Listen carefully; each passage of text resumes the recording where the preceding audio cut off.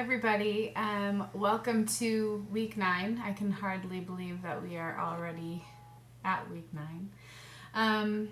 As you've seen in the syllabus and as you see online for this week, we're going to continue into the last piece of looking at training design, and that will be focusing on assessment and evaluation.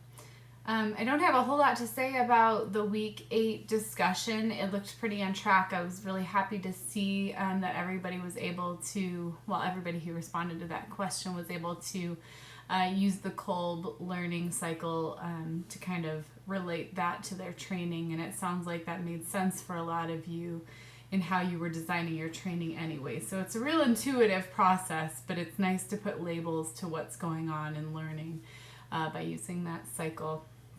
It also looks like you enjoyed my dubious camera work with the training that we put up, and that worked better probably than these video lectures.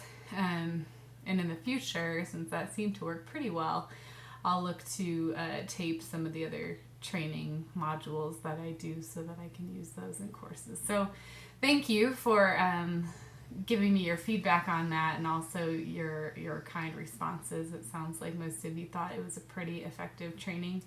And that one is one that goes pretty well. I use that training module for guest lectures and things like that. But it could also be pulled into a more serious intercultural training. One thing that I used that for was part of the a la carte system when I designed the Chipotle intercultural training. That was one of the earlier modules for the learners. And I think I've talked a little bit about the Chipotle training, but who it was for managers at Chipotle restaurants who tended to be, the majority of them were white. And in especially the Denver area, most of the restaurant staff, non-managers, were Latino or Latina. So that would be something I would try to do, again, to meet those learning outcomes, to get people understanding about cultural context, using stories of their own to kind of recognize how comedy and how jokes affect people, and how overall communication and intention, and even sometimes not intentional communication, affects people differently in different cultures, and how to kind of be more aware of how you can use humor or communication to build relationships interculturally, and how you can monitor that same humor and communication to help intervene and keep that from tearing relationships apart or for marginalizing people. So real briefly, that is where I used that training as part of a larger training, not just a guest lecture, to give you a little more context on it. So I don't want to spend too much time on assessment. I want to keep this video short this week. But the things I do want to say about it are more than looking at the different types of assessment, is how we go about creating the best assessment or evaluation for our programs. With that said, I found, you may recall in chapter 3 in our text, there is a table, table 3.2, desired training outcomes, suggested methods, and evaluation activities. And this just lists very broadly what types of evaluation activities are appropriate based on the type of learning outcome you have. So take a look at that, and I'll also kind of briefly go through these things too. So when you are creating your assessment or the evaluations, the first and most important thing to think about and approach in designing that assessment is starting with the learning outcome. Now, you're probably noticing a theme with everything I talk about in these last few weeks anyway, that I want everything to be rooted from training design to assessment and evaluation. I want it all rooted in that learning outcome. I want all of this driven by what you said you wanted learners to be able to do, feel, or think or know at the end of a training. And of course, as we discussed in the 2 weeks on needs assessment and learning outcomes, those learning outcomes should be based on the needs of your learner. So we've kind of walked through this process slowly. You need to understand what those needs are, and it takes some time, right? Holistically understand both the needs of your learners and the needs of other people that are involved, whether that's management or leadership. Know the needs, design an outcome that meets the needs, and then design a training that will allow your learners to meet that outcome. And then use an assessment to determine, first and foremost, whether your training met the outcome. So, with that said, when you have certain types of assessments and evaluations match up with certain types of learning outcomes. And that's what table 3.2 goes over in your book, but real briefly, so we have our 3 types of learning outcomes, right? Cognitive, affective, and behavioral. Cognitive is what will they know, affective, what will they feel, and behavioral, what will they be able to do. So as we've discussed already as well, you can have more than one of those working in a particular learning outcome, but you'll want to understand which each piece is doing. Is this talking about feeling something? Is it talking about doing something, or just knowing something? So, with that said, when we have cognitive learning outcomes, or pieces of our learning outcome are cognitive focused, we can use types of assessment like testing, writing, analysis and discussion. We can use those sorts of things as ways to evaluate whether they've met that cognitive learning outcome. Behavioral, I'll go to next.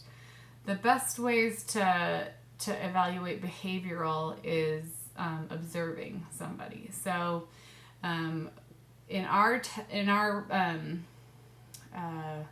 context, or what we're talking about, you could put them through a simulation or have them do a role play, and maybe this is a final assignment, so they've had time to practice this skill in another way, but as kind of a final thing to see if they get it, watching them enact in this environment, and see if they're using the skills that you were teaching them that they need to have to meet that learning outcome. But other things you can do for behavioral, you can create some sorts of projects, and you can get to some of it through reflection, although reflection and reflective writing tend to be where you'll be analyzing affective learning outcomes. So things like conversational reflection, journaling, interviewing somebody, you're trying to get a sense of, have their attitudes shifted from one place to another to show that they've met that affective learning outcome. And the affective learning outcomes are probably the hardest to measure, and also the hardest to train on, especially with adult learners, because all adults have to decide what they're going to learn. But it can sometimes be a harder case, as we discussed a little bit in the side conversation this last week. What do you do if you have a group of people coming in and they don't necessarily want to be there, and you've been asked to do a diversity training with them? And I gave some tips on how to kind of manage that in those situations. But they can be the most challenging to design and to measure, the affective learning outcomes. A couple other things that you may need to think about in terms of assessment. if you want to be really thorough and to understand exactly the range of what somebody has learned in a class, then you would want to do some pre-testing at the beginning. And I have never done really formal pre-testing of any of my learners. What I will do, I'll do some pre-surveys at times to see where they're at on a particular topic or area. But generally, I'll do it through activity. I'll have a first thing. You can actually learn a lot by using that circles of my multicultural self. When we're talking about intercultural communication training or diversity training, see how people are reacting, seeing what they choose as cultural identities and how they talk about those can start to give you a sense, and especially in conversation with each other, can start to give you a sense of their ideas and understanding of some of these intercultural concepts. But also, even just going through these different intercultural concepts and seeing if folks are familiar with them. One thing that I had you guys do, if you'll remember, is I asked you to kind of talk about your experience with the DMIS model and where you would put yourself on that model. Now, I don't anticipate that if I give all of you that assignment now, that you would put yourself further along in the DMIS model. Most of you are pretty far along in that model to begin with. And that was not an objective of this course, but it did give me a sense of who you all were and what you were, where your focus was or what your understanding was. And I saw how you all reacted and interacted around that model. So that was pretty telling. So I say all that to say I don't normally use formal pretests, but if you have to prove your results to somebody, then you probably want to create a more formal pre-test and post-test so that your evaluation is bookended and you can prove that they weren't able to do this and now they are, or they didn't know this and now they do, or they didn't feel that way and now they do, that sort of thing. So other things that you might want to consider assessing, and that I do always assess with my trainings, are a few different things. If you are facilitating the training, which I would assume most of you would be doing, you'll want to probably assess your facilitation. This can be difficult. We don't like to hear critical things about us, but it's of course the best way to learn what worked for some people and what did not work for other people. So, not to use our course as an example for everything, but along the way we've had time, or I've tried to create spaces for you to give me feedback on how things are going. And I'll do that again in week 10 and ask for kind of final thoughts on how it went. I also realize that some of you won't be comfortable, or some of you may not be comfortable sharing that with me, especially when I'm grading you for this course. So I also know that there is a formal evaluation that you take that I don't see till after the course, and I don't know it's from you. So in our case, I hope that you will share anything you're uncomfortable sharing in class with me after the class for what worked for you and what really didn't work so well, so that I can do better next time and better understand what my students and my learners are wanting to do. So I'd encourage all of you to do that same thing too. And you can do that a few different ways. I will, especially in small groups, try to take breaks and check in and see how things are going. If I can do it earlier than the very end of a training, that's best, because then I can move some of that into my training techniques. Actually, I'm going to take a pause here and we're going to go to the next video.